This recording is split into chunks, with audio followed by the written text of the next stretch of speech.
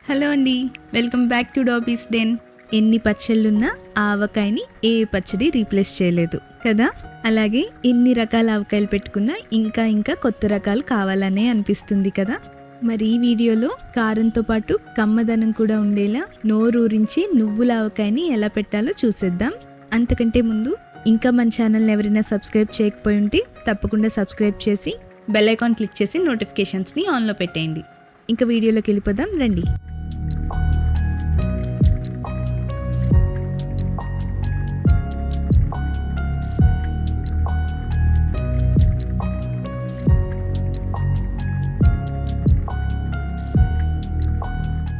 దీనికోసం నేను కొత్తపల్లి కొబ్బరి యూస్ చేస్తున్నానండి.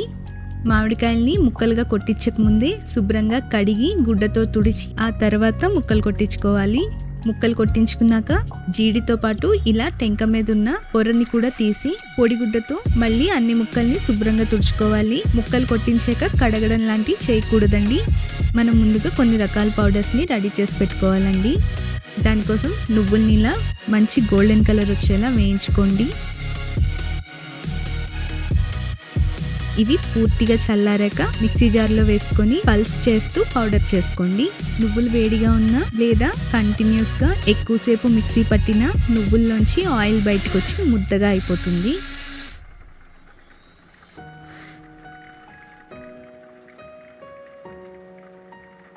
ఇలా పచ్చడికి కావాల్సిన నువ్వు పిండిని రెడీ చేసుకున్నాక ఇప్పుడు కళ్ళుప్పును కూడా మిక్సీ పట్టి పెట్టుకోవాలి.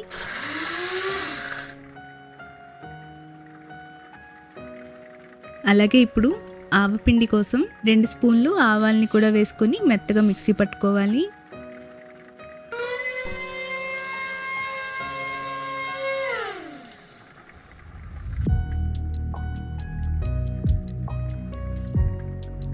ఇప్పుడు 1 స్పూను మెంతుల్ని కూడా వేసుకొని మంచి కలర్ వచ్చే వరకు వేయించుకొని వీటిని కూడా చల్లారనిచ్చి మిక్సీ పట్టుకోవాలి.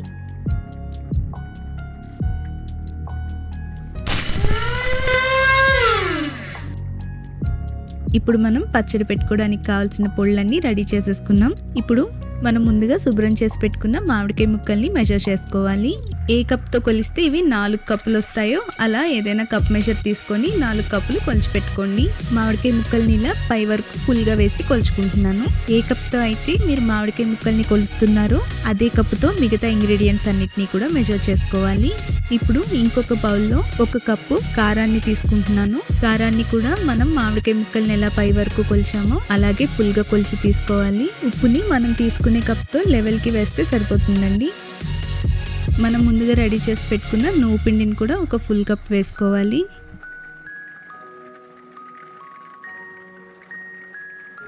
ఇప్పుడు 2 స్పూన్లు ఆవు పిండిని కూడా వేసుకోవాలి. అలాగే 1 స్పూన్ మెంతి పిండిని కూడా వేసుకుని ఇప్పుడు 3 పెద్ద సైజు వెల్లుల్లిపాయల్ని కూడా రేకలు తీసి పొట్టు వలిచి వేసుకోవాలి. అలాగే 1/2 టీ స్పూన్ మెంతుల్ని కూడా వేసుకొని ఈ పౌడర్స్ అన్నీ పూర్తిగా కలిసేలా బాగా మిక్స్ చేసుకోవాలి.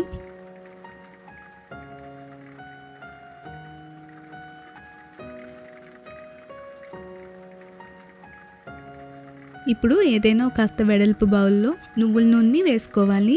అలాగే మీరు దేంట్లో అయితే పచ్చడిని ఊరేంత వరకు ఉంచబోతున్నారో అది పింగాణి జాడీ అయినా ఇలా టప్పర్వేర్ బాక్స్ అయినా దేన్నైనా సరే పూర్తిగా ఇలా ఆయిల్తో కోట్ చేసి పెట్టుకోవాలి. ఇప్పుడు మామిడికాయ ముక్కల్ని కొద్దిగా ఈ నూనె వేసుకున్న బౌల్లోకి వేసుకొని ముక్కలన్నీ పూర్తిగా ఆయిల్తో కోట్ అయ్యేలా చేసుకోవాలి.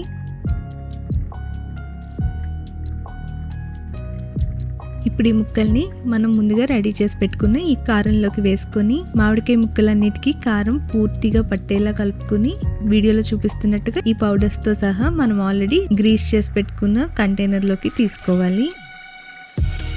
ఇలా మామిడికాయ ముక్కల్ని ముందుగా ఆయిల్తో కోట్ చేసి తర్వాత ఈ పౌడర్స్లో వేసుకొని కోట్ చేయడం వల్ల మామిడికాయ ముక్కలకి కారాలు బాగా పట్టి ముక్క బాగా ఊరుతుంది.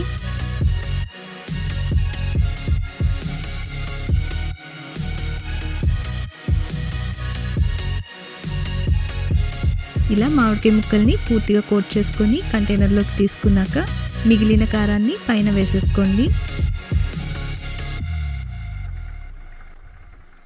అలాగే మనం మామిడికాయ ముక్కల్ని కోట్ చేయగా మిగిలిన నూనెని కూడా ఇలా పైన వేసేసుకొని దాంతోపాటు పచ్చడి పూర్తిగా కవర్ అయ్యేలా పైన ఎక్స్ట్రా ఆయిల్ని వేసుకోవాలి. ఇప్పుడు దీన్ని మూత పెట్టి 2 రోజుల పాటు ఊరనివ్వాలి. 3వ రోజున తీసి మళ్ళీ కలుపుకోవాలి. ఇప్పుడు దీన్ని రుచి చూసి ఉప్పుని అడ్జస్ట్ చేసుకోండి.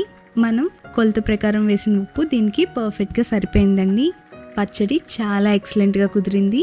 ఈ కొలతల్ని యాజ్ ఇట్ ఈస్ ఫాలో అయిపోతూ మీరు కూడా తప్పకుండా ట్రై చేయండి. ఇప్పుడు దీన్ని ఏదైనా గాజు సీసాలోకి కానీ పింగాణి జాడీల్లోకి కానీ తీసుకొని స్టోర్ చేసుకోండి. స్టోర్ చేసే ముందు పచ్చడి పూర్తిగా కవర్ అయ్యేలా పైన ఆయిల్ వేయడం అస్సలు మర్చిపోకండి. తడి తగలకుండా కేర్ తీసుకుంటూ ఈ విధంగా పచ్చడి పెట్టుకున్నారంటే ఎంతకాలమైనా పచ్చడి పాడవదు, ఫ్రెష్నెస్ తగ్గదు. నచ్చిందా? నచ్చితే ఈ వీడియోని లైక్ చేసి మీ ఫ్రెండ్స్ అండ్ ఫ్యామిలీతో షేర్ చేయండి. అలాగే ఇంకా మన ఛానల్ని ఎవరైనా సబ్స్క్రైబ్ చేసుకోకపోయి ఉంటే తప్పకుండా సబ్స్క్రైబ్ చేసుకొని బెల్ ఐకాన్ క్లిక్ చేసి నోటిఫికేషన్స్ని ఆన్లో పెట్టేయండి. Thank you.